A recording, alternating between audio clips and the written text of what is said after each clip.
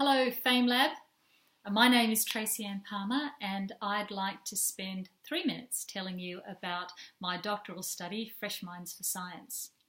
This study was inspired by a graph that I saw back in 2010 when I was studying to become a secondary science teacher.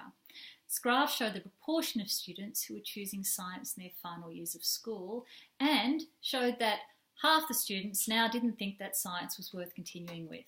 I was horrified. I really was. When I went to school, 75–80% of students chose science, even the people who didn't like it very much. Something had happened. I did some research, found there was lots of research that had happened, interventions that had been tried, but as yet nothing seemed to be making much of an impact on it. It might, but it hadn't made any impact yet. And my own background was that I did a Bachelor of Science, did biochemistry, was a scientist for a while, and then I left science, like so many people do, and went into the finance sector, mostly in marketing. I learned a lot about marketing, about how people make decisions. The lure of science dragged me back. I wanted to be a science teacher. What happened then was a wonderful thing where everything came together.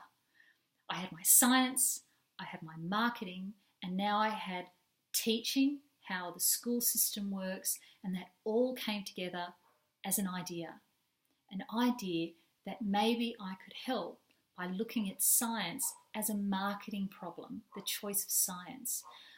Are modern students, being very different from the student that I was when I went to school, are modern students making a decision that's like a marketing decision when they're choosing from a whole range of subjects available in schools?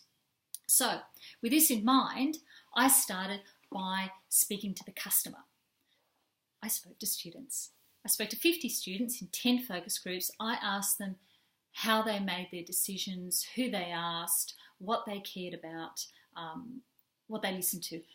After doing that, then I spoke to the adults in the school. I went to subject selection evenings, and I tried to work out what the picture was, the environment that they were making a choice in, what they were being told.